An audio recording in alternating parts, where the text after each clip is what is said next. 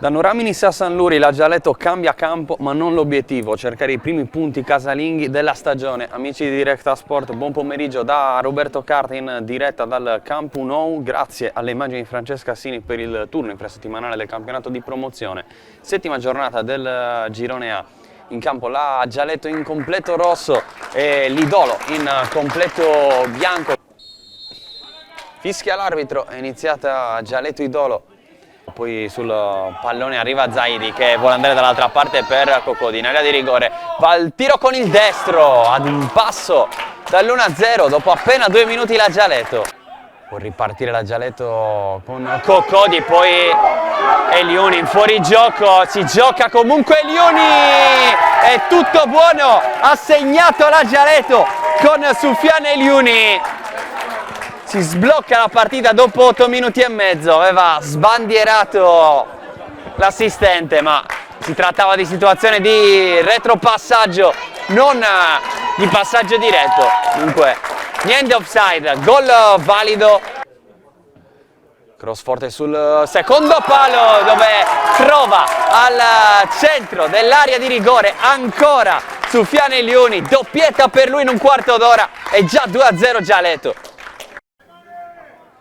Ancora Cocodi, stavolta più prolungata per la girata e poi gol! Arriva il 3-0 ancora sugli sviluppi di un calcio d'angolo. In 20 minuti la Gialetto ha già indirizzato la partita. Farci la spizzata, può essere buona per Cocodi, scavalcato, palla che resta lì per Ruggero.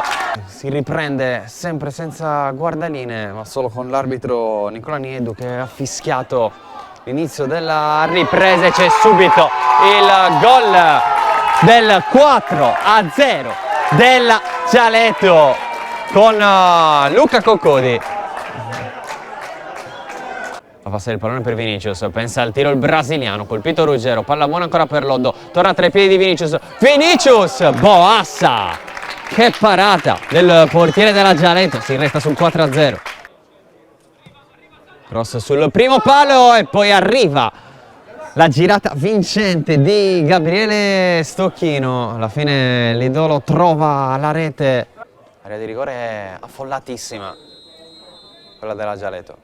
Il cross, deviazione con un braccio lungo il corpo, protesta e poi ci prova Loddo, respinge Boassa, palla che resta lì dentro.